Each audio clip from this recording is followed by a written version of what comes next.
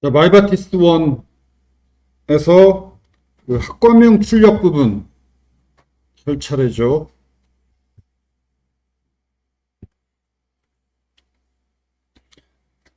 웨르키, 포린키.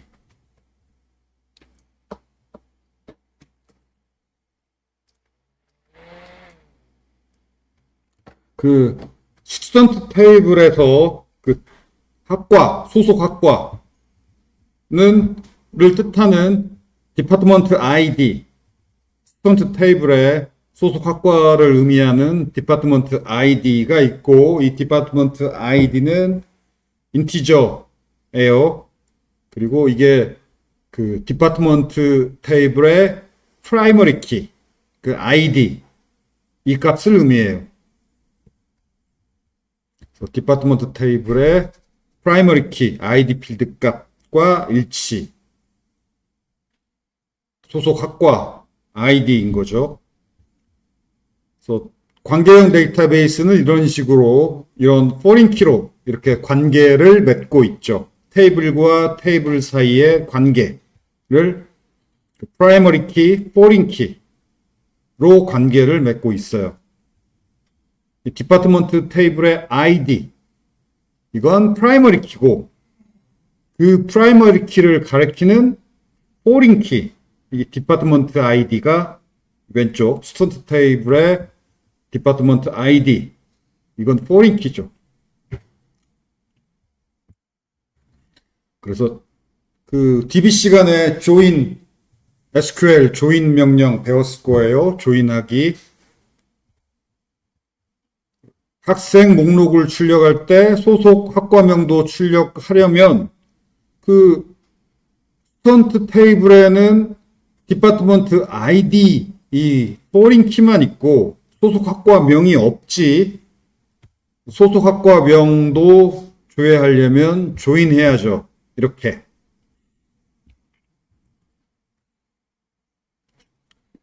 스튜던트 테이블과 조인 디파트먼트 테이블. 이 스튜던트 테이블과 디파트먼트 테이블을 조인하는데 조인, 연결한단 말이에요. 레코드를 연결. 그러니까 소속학과 레코드를 조인, 연결. 그러면 소속학과 레코드를 어떻게 찾느냐? 그게 on이죠. 조인 on. 스튜던트 디파트먼트 아이디. 스튜던트 테이블의 포린 키인 디파트먼트 아이디 값과 또 디파트먼트 아이디. 디파트먼트 테이블의 프라이머리 키인 아이디 값, 이게 같은 거. 이게 바로 소속 학과 그 정보가 있는 디파트먼트 테이블의 레코드죠. 자, 이렇게 연결해서 출력을 할 때 스튜던트 그 테이블의 모든 아스테리크니까 모든 컬럼을 다 출력하고 디파트먼트 테이블에서는 연결된 그 레코드의 조인해서 연결된 그 레코드의 네임 필드만 출력을 한다 라는 SQL 명령이죠. 그러면 이렇게 조회 결과가 출력이 되죠. 예를 들어서 디파트먼트 아이디가 1이면 그 디파트먼트 아이디가 1인 게 소프트웨어공학과니까 이렇게 소프트웨어공학과라고 연결된 소프트웨어공학과 레코드의 네임 값이 이렇게 출력이 되죠. join.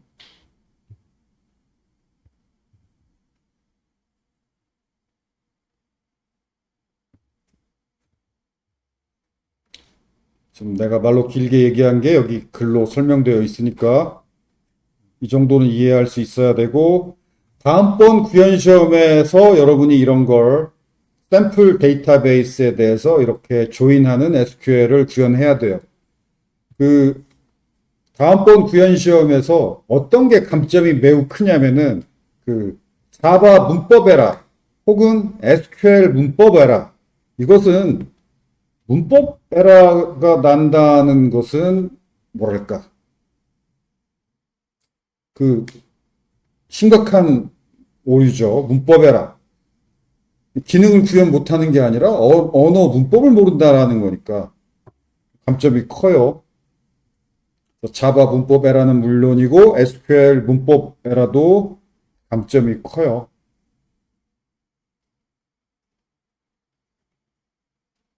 이 정도 SQL은 완전히 이해해야 돼요.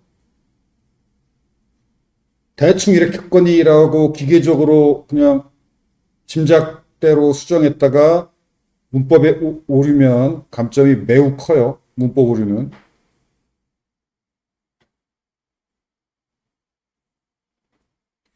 그 다음, 여기, 요거하고, 요건 테이블명이니까, 요 스턴트, 요 디파트먼트는 테이블명이니까, 이건 뭐, 그대로야 되는데, 여기 스턴트 점 아스테리크, 디파트먼트 점 네임, 이 점 앞에 있는 건,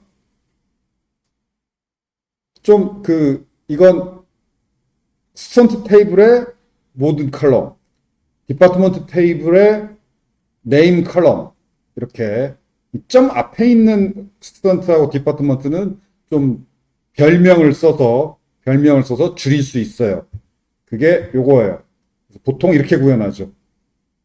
그래서 이건 스튜던트 테이블의 별명을 S라고 하겠다. 디파트먼트 테이블의 별명을 D라고 하겠다. 그래서 여기 from에다가 여기 이 부분이 바로 테이블명 그 다음에 별명이에요. 그러면 나머지 부분은 테이블명 대신 그 별명을 저렇게 쓸 수 있어요. 스튜던트 점 대신 S 점, 디파트먼트 점 대신 D 점.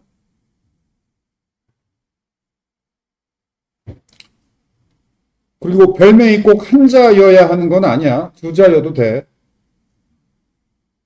별명을 몇 자로 할지는 자기 마음이지. 그렇지만 뭐 길게 할 거라면 그냥 스튜던트를 하지 별명을 쓸 이유가 없죠. 짧게 하려고 별명을 쓰는 거니까 별명은 한두 자인 게 좋겠지.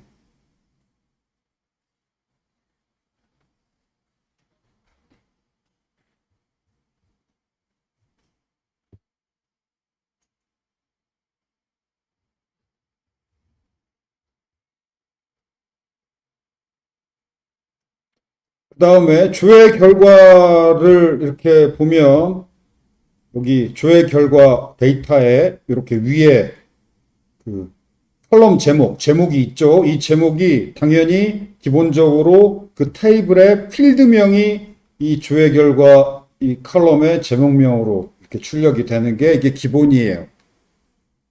테이블의 필드명. 그래서 여기 스턴트 테이블의 필드 이름 여기 나오죠. 뭐 아이디, 스튜던트 NO, 네임, 디파트먼트 아이디, 폰 등등등. 그 다음에 여기 디파트먼트 테이블에 또 필드명 아이디, 네임, 쇼트 네임, 폰 이렇게 나오죠. 이 조회 결과 컬럼명이 기본적으로 이 테이블의 필드명이 돼요. 그래서 이렇게 테이블의 필드명 이 컬럼명으로 출력이 됐는데 여기 1번, 2번 네임 1번 네임은 스튜던트 테이블의 네임 필드고 2번 네임은 디파트먼트 테이블의 네임 필드야. 학과명 그 다음에 하나는 학생 이름 1번은 학생 이름 2번은 학과명 학과 이름. 그래서 조회 결과 데이터에서 네임 컬럼이 저렇게 두 개예요. 뭐 스튜던트 테이블하고 디파트먼트 테이블에 이름이 똑같은 필드가 있어도 상관없지. 뭐 네임 필드만 이름이 똑같은 게 아니라 폰도 여기 스튜던트 테이블에도 폰 필드가 있고 디파트먼트 테이블에도 폰 필드가 있죠. 전화번호. 아이디도 양쪽 다 있지. 이렇게 테이블에 이름이 똑같은 필드가 있는 건 당연히 기본적으로 문제가 안 돼요. 그 다음에 조회 결과 컬럼에서 똑같은 이름의 컬럼명이 있는 것도 DB에서는 문제가 안 돼. 그런데 자바에서 문제가 돼요. DB SQL에서는 조회 결과 컬럼명이 똑같은 이름의 컬럼이 있어도 DB나 뭐 SQL 조회 결과 이 DB 쪽에서는 문제가 안 돼. 에러가 아니야. 그런데 조회 결과를 자바가 읽어올 때는 자바는 읽어올 때 이름이 똑같은 게 있으면 헷갈려서 이때 자바에서 에러가 발생해요.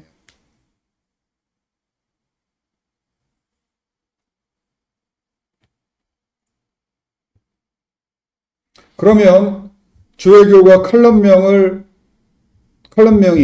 똑같지 않도록 수정해주면 되죠. 어떻게 수정할 수 있느냐? 이렇게 SQL 명령에서 여기 select 다음에 어떤 컬럼을 출력해라라고 s.asterisk 스튜던트 테이블의 모든 필드 d.name 디파트먼트 테이블의 name 필드 이렇게 적어줬죠. 적어줬는데 그런데 name 두 개 다 있으니까 하나를 이름을 바꿔주면 되는데 어떻게 바꿔주느냐? d.name으로 끝나면 이거의 조회결과 컬럼도 그냥 name이에요. 근데 name으로 하지 말고 다른 이름으로 해라 라고 하면 역시 그 새 이름을 뒤에다가 그냥 써주면 돼요. 그러면 d.name의 조회결과 컬럼명이 그냥 name이 아니라 디파트먼트 name이 돼요.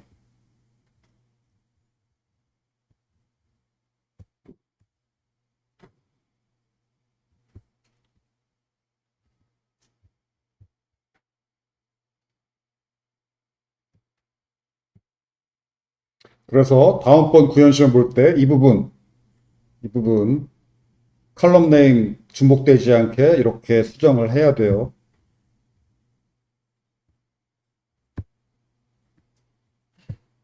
컬럼명이 중복되면 에러가 발생한다라는 거.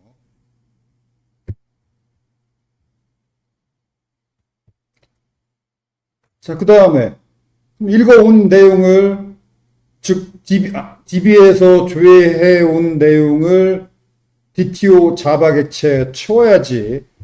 채우려면 여기 스튜던트 DTO에 채울 거라면 스튜던트 DTO에 디파트먼트 네임 속성이 있어야죠. 이게 그 조회 결과 컬럼명하고 일치해야 돼요. 조회 결과 컬럼명. 조회 결과 컬럼명을 디파트먼트 네임으로 바꿨으니까 여기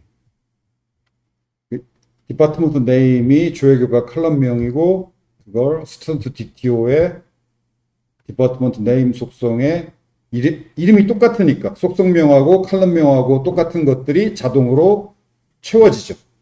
DB에서 조회할 때.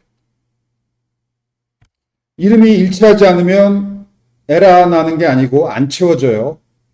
이름이 일치하지 않으면. 그 다음 스튜던트 매퍼도 그 SQL을 방금 그 조인 하는 이 SQL로 이렇게 바꿔줬어요.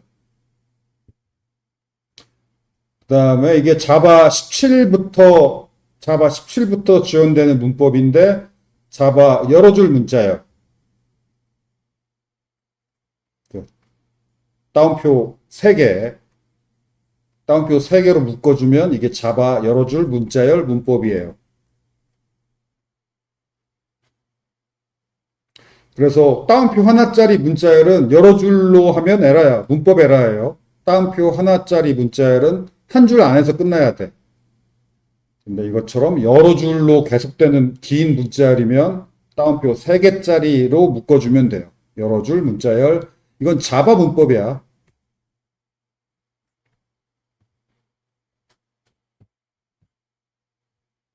아, 17이 아니라 자바 15 이상이구나. 근데 어차피 자바 15는 잘 사용 안 하니까 자바 LTS 버전이 11 다음에 17이죠.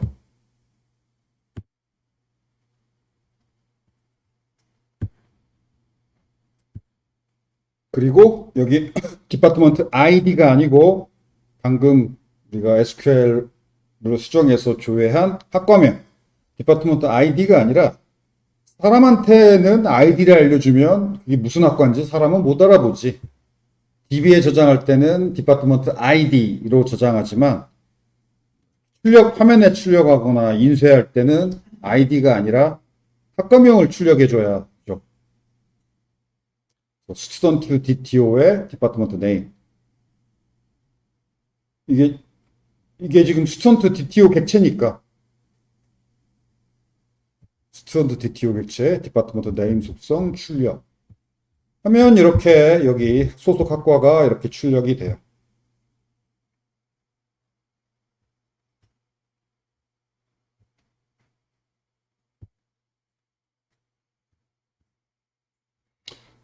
그리고 여기 콘솔의 이 부분, 노란색으로 칠한 부분, 여기서 마이바티스에서 실행되는 SQL을 확인할 수 있죠. 이 preparing 이 부분이 SQL이고, 그다음에 parameters 이것은 혹시 SQL에 어떤 파라미터를 끼워 넣는 파라미터가 있다면 여기 parameters에 그 끼워 넣는 값이 여기 출력이 돼요. 이 경우는 SQL에 끼워 넣는 파라미터가 없으니까 지금 비어 있고, total 이건 조회 결과 위 SQL을 실행해서 조회 결과 164건이 조회됐다 라는 얘기예요. 그리고 이렇게 여기 실행되는 SQL이 이 콘솔, 이클립스 콘솔 탭에 이렇게 로그 메시지로 출력되는 이유는 로그 메시지 출력 배웠죠.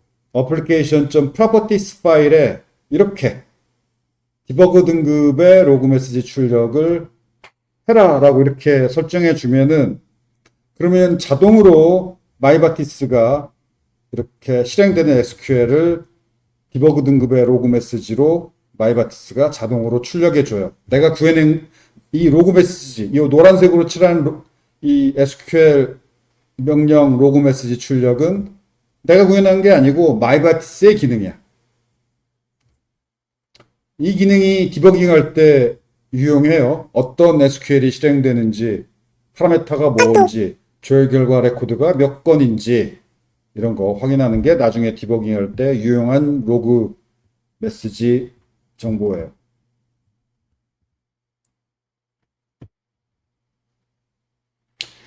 오케이. 이게 설명이고 실행해 봅시다.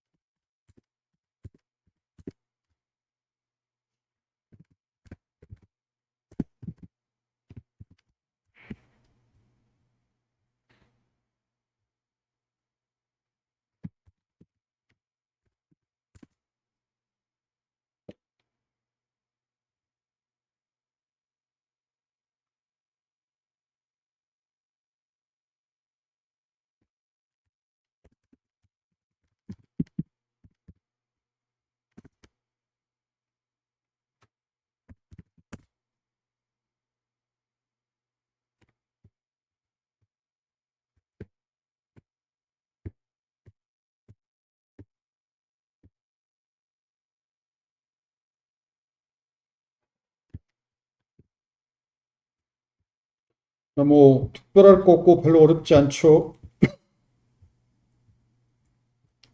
자, 연습 문제. 그 학생 목록이 아니라 교수 목록 출력하는 기능도 구현해 보세요. 그러면 프로페서 DTO 구현해야 되고 프로페서 매퍼 구현해야 되고 등등등 구현해야죠.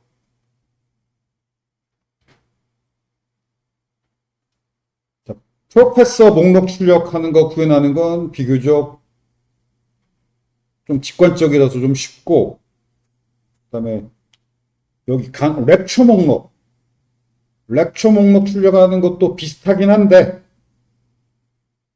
교수 목록, 프로페서 목록 출력이든 렉처 목록 출력이든 뭐 둘 중에 하나 구현해 보세요. 여기 그 SQL 그 프로젝트를 실행했더니 지금 이 학생이 에러가 났고 그 에러 메시지를 캡처해서 나한테 지금 카톡 보내줬어요. 네, 이거 보는 방법을 설명해 줄게요. 지금 너무 작은데 얘를 좀 어떻게 확대하나?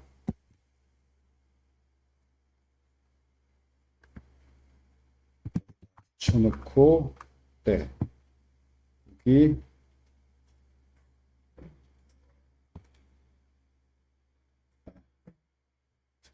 오케이. 자, 여기 에러 메시지를 지금 전체 캡처해서 넣고, 에러 메시지 볼 때 이런 부분은 어디서 발생했다? 클래스야, 클래스. 이런 클래스보다도 먼저 뭘 봐야 되냐면 문구를 봐. 여기 error creating bin with name student caller, student controller. 자, error creating bin. 빈이 객체를 빈이라고 해요. 객체를 생성하다가 에러 났다. with name student controller. student controller 객체 만들다가 에러 났다.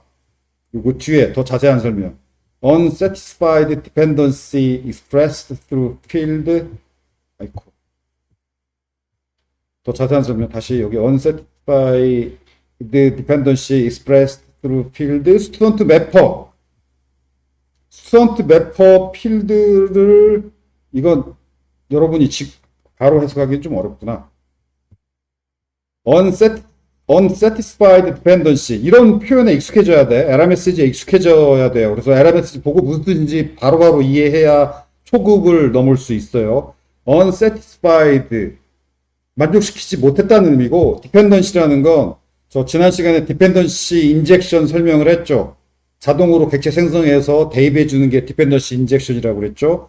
스튜던트 매퍼 디펜던시를 unsatisfied, 그러니까 그게 실패했다는 얘기지. 그래서 스튜던트 매퍼를 디펜던시 인젝션 실패했기 때문에 결국 스튜던트 컨트롤러 객체도 못 만들었다는 얘기죠.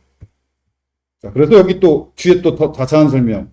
error creating bin with name 스튜던트 매퍼. 결국은 스튜던트 매퍼 객체를 creating bin 에러가 났기 때문에 스튜던트 매퍼를 못 만들어서 그걸 unsatisfied dependency 인젝션도 못했고 스튜던트 컨트롤러의 dependency 인젝션 못했고, 그러니까 결국은 그래서 스튜던트 컨트롤러도 못 만들었다라는 뜻이에요. 그러면 스튜던트 매퍼를 못 만든 게 문제의 원인이야. 여기는 뒤에 또 더 자세한 메시지가 있지만 이건 여러분이 모르는 내용이고 너무 기술적으로 어려운 내용이고, 그 다음에 이렇게 메시지를 무슨 뜻인지 몰라도 메시지를 쭉 읽어는 봐야 돼. 번역도 돌려보고. 그런데 아직은 여러분이 완전 초보라서 읽어보고 번역기 돌려봐도 무슨 뜻인지 못 알아듣는 말이 많을 거예요. 그래도 일단 캡처해서 문서를 만들어서 어디다가 차곡차곡 쌓아둬야 돼. 왜? 결국은 교수한테 물어보든 어떻게든 이 에러를 해결한 다음에 다시 이 에러 메시지를 읽어봐.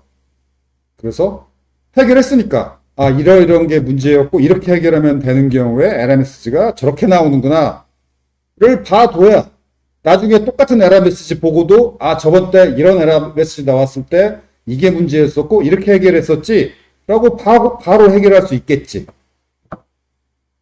근데 에러 메시지를 안 보면 그런 실력이 안 늘어요. 자, 그다음 두 번째. 그래서 무슨 뜻인지 몰라도 에러 메시지를 쭉 끝까지 보고 에러 메시지를 요 메시지 문장 이걸 꼭 문서에 기록해 둬라. 자, 두 번째. 또 더, 그 다음으로 중요한 얘기인데, 밑으로 내려가 봐. 밑으로 내려가면 코스트 바이가 있어요. 아래쪽이 근본 원인이야. 코스트 바이. 이것 때문이다. 또 더 내려가면 또 코스트 바이. 그러니까 제일 위에서 설명한 에러의 원인은 코스트 바이 에러고 이거의 원인은 또 그 아래 코스트 바이. 또 이거의 원인은 그 아래 코스트 바이. 결국은 가장 최초의 에러는 제일 아래에 있어요. 제일 아래 갔더니 여기 있네. 제일 아래 코스트 바이. 여기는 문장이 짧네. Cannot load driver class com MySQL CJ JDBC driver. JDBC 드라이버를 로드하는 것을 cannot 실패했대. 이게 문제의 원이냐? JDBC 드라이버 로드 실패했다. 그리고 지난 시간에 설명한 내용을 다 외웠다면은 드라이버 기억나겠죠? JDBC 드라이버 이거 지난 시간에 설명했죠. 자, 이거 여기에 오류가 있는 거예요. 그러면 지난 시간에 JDBC 드라이버가 뭐 하는 건지 설명했죠. DB 연결할 때 필요한 게 JDBC 드라이버죠. 이거 로드에 실패했으니까 DB 연결이 안 되는 건 당연하지.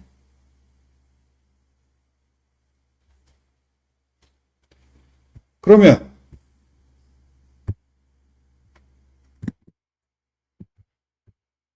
JDBC 드라이버 연결을 왜 못하냐면 JDBC 드라이버 설정이 여기 있어요. 여기에 오타 있는지 봐봐. application.properties 파일에 특히 줄 끝에 이상한 공백 같은 거 있는지 확인해봐요.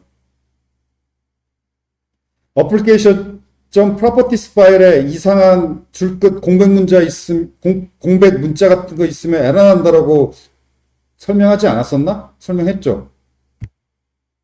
그게 일단 의심되는데.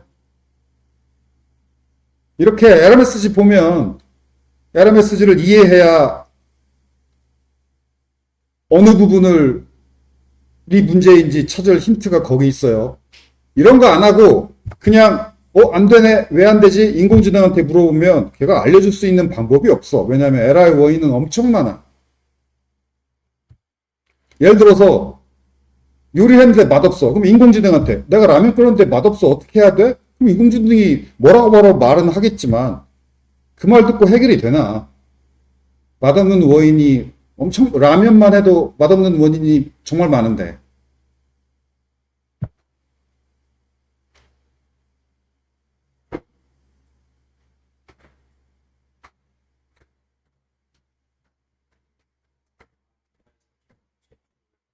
응? 다이 설정. LMS. LMS예요? 카톡인 줄 알았어. LMS 과제라니까?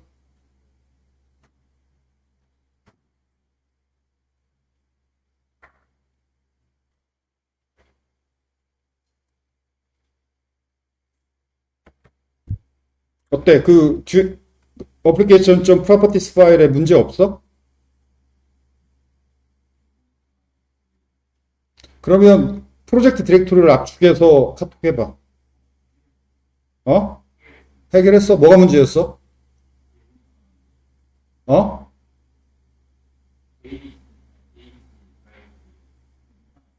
뭐라고? 공백이 있었어? 그러니까 LMS 보니까 바로 공백 때문일 거라고. 여러분도 이렇게 LMS를 봐버릇하면 LMS 보자마자 이거 뭐 때문일 것 같다라고 바로 이렇게 짐작할 수 있어요. 이게 그 실력 있는 사람들이 디버깅하는 방법이야. 그런데 절대 실력이 늘지 않는 방법. LMS를 안 보면 그 application.properties 파일에 공백 때문에 에러가 나는지 어떻게 알아? LMS 안 보고. 인공지능도 어떻게 알아?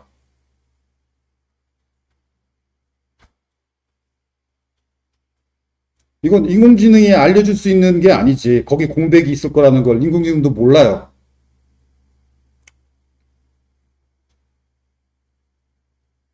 이 자바 스프링뿐만이 아니라 앞으로 어떤 프로그래밍이든 LMS를 꼭 열심히 보고 못 알아들어도 캡처해둬.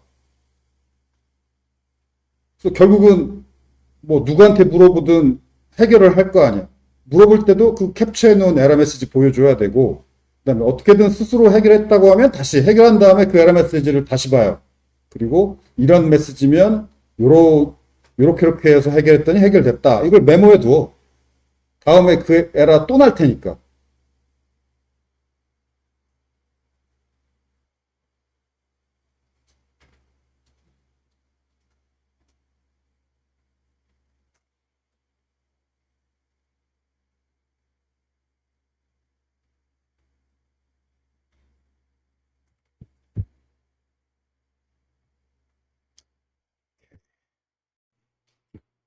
방금 학생이 내가 미처 설명 못한 거 중요한 거 중요한 거 질문했는데, 그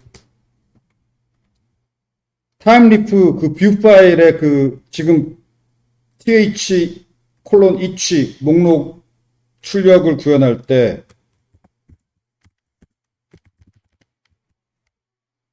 그 타임리프 변수명으로 그 변수명이라는 건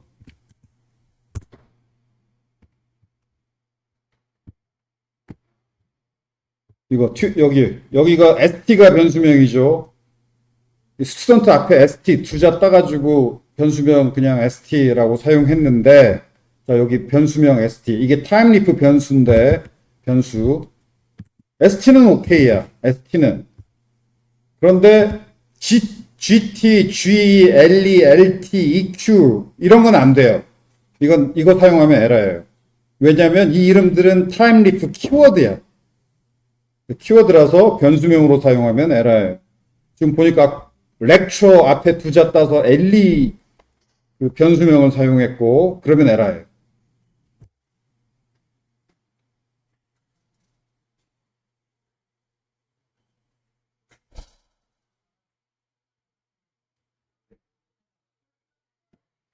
지금 학생도 에러 메시지 잘 봤어요? 거기서 에러 메시지 봤더니 코스트 바이 보니까 타임리프 무슨 값은 널이 될 수 없다라는 에러였어요. 그게 널이 돼버린 이유가 타임리프 무슨 변수가 널이 될 수 없다고 나왔는데 그 변수가 키워드라서 그런 에러가 난 거예요.